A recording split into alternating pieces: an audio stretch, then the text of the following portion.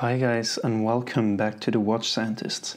Today we are looking at two iconic watches, one perhaps more iconic than the other. Now on the left we have the Tudor Pelagos and on the right we have the Rolex Submariner. And there is a very big price difference in my opinion. Considering the quality of both watches, I think they are not actually qualitatively that far apart, and that is what we are looking at today. Is this price difference really justified?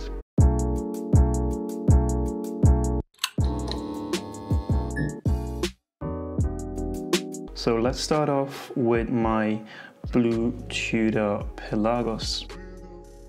Now visually, obviously the Tudor has a more toolish look to it because it is made out of titanium for the most part of it. I know that the case back is made out of steel, but the bracelet and the case itself is made out of titanium, and so it is a brushed finish with kind of a darker tone to it, whereas the Submariner on the other hand is a bit more shiny and it has this classical steel bright look.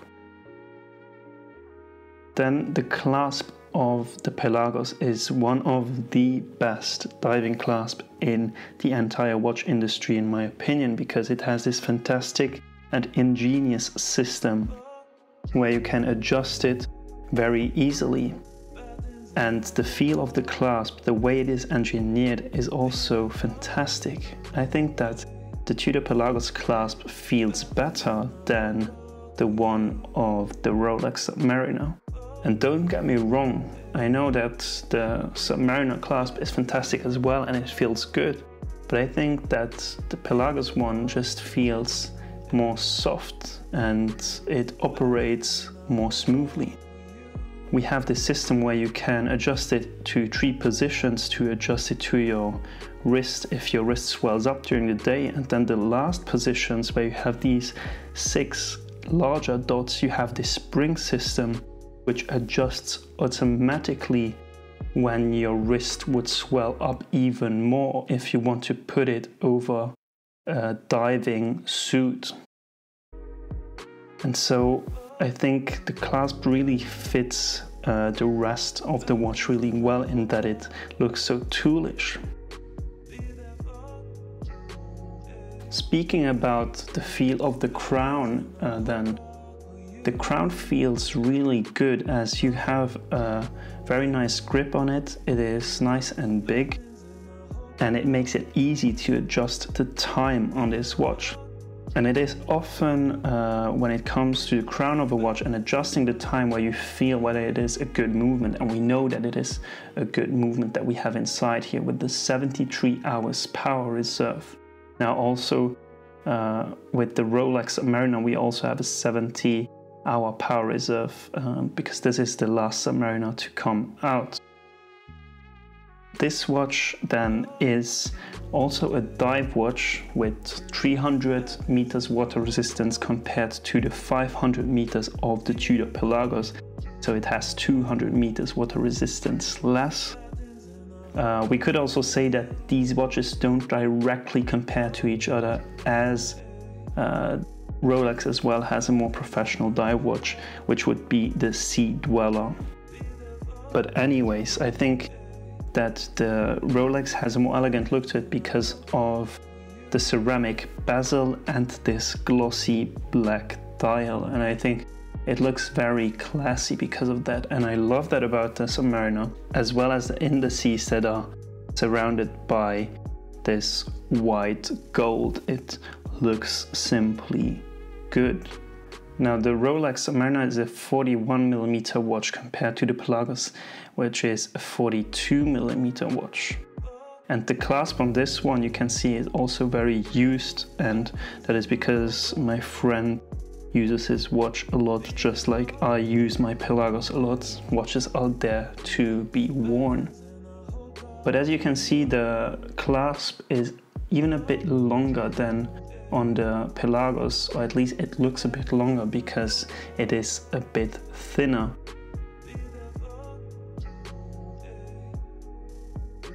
And see, I am struggling a bit to open it because with the Pelagos I can just pick it on the sides and open up the clasp, whereas here with the Rolex I struggle a bit to do that, and I had to get my nails underneath the clasp in order to open it. So it doesn't open as seamlessly, it doesn't operate as smoothly as the Tudor Pelagos.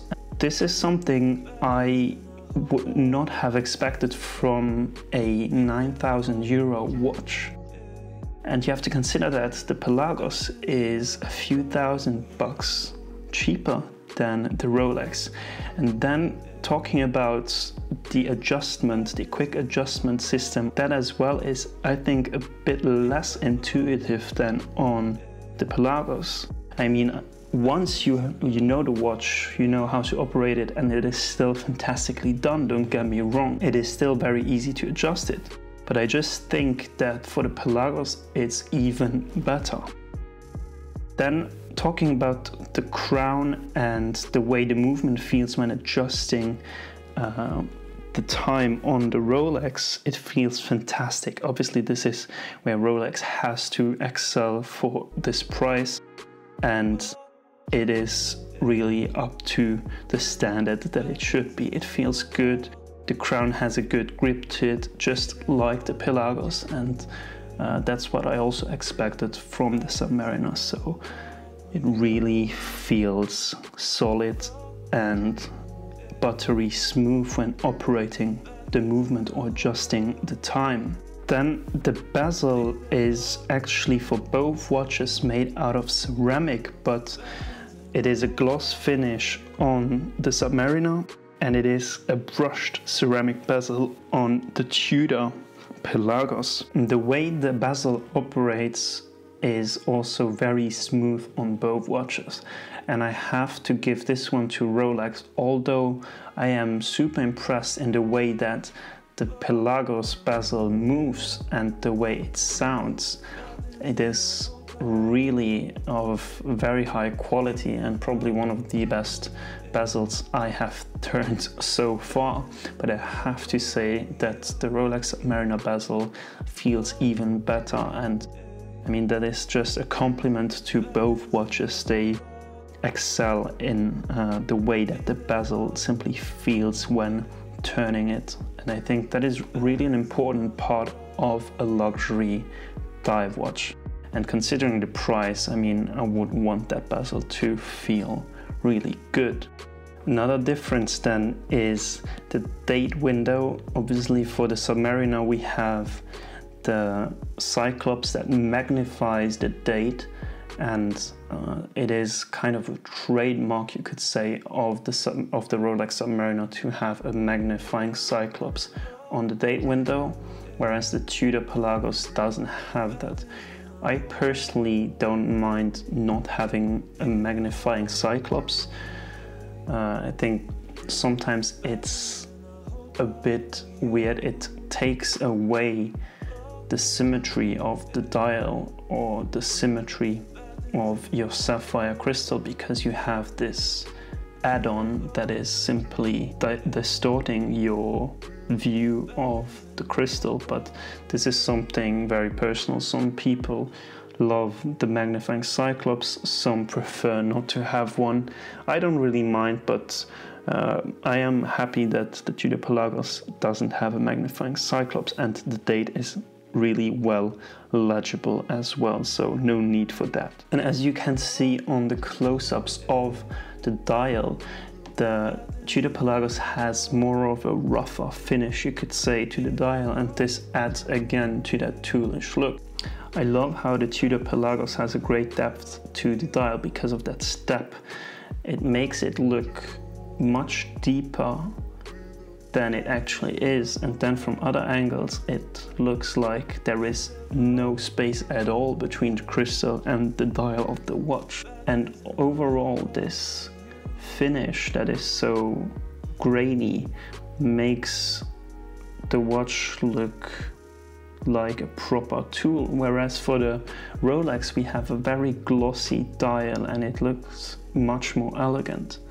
And that's how I see that these watches kind of have different purposes. On one hand, because the Submariner is very elegant if you compare it to the Pelagos. But then on the other hand, they are still both dive watches. And in terms of dive watch, the Pelagos takes it away. It has a deeper water resistance. It has a better legibility because it has bigger hands. It has bigger indices and it has a better contrast. And the white and black of the Submariner is obviously a good contrast, but it is not as good as on the Pelagos. And what we could add to the legibility is the lume of the watches. Now both have a super luminova, but what I realized and didn't expect is that the Pelagos lume comes out better than the Rolex one. Another add-on is that the Pelagos actually has lume on the bezel as well, which is not the case for the Rolex. Now movement-wise, both watches have around 70 hours power reserve and they are both chronometer certified watches. And that brings us back to the price difference of these watches. On one hand, we have the Tudor Pelagos costing around 4,000 euros or just under 4,000 euros. And on the other hand, we have the Rolex Submariner costing around 7,500 euros. So these are almost 4,000 euros difference. And in my opinion, these 4,000 euros are not really justified. Looking at the functionality of both watches and the quality, the build quality and what they do, the price difference is definitely not justified. But then marketing wise and knowing what Rolex is, it is a bit understandable. Rolex is the bigger brother. We should not forget that Tudor is Rolex's sister brand and there should be a difference.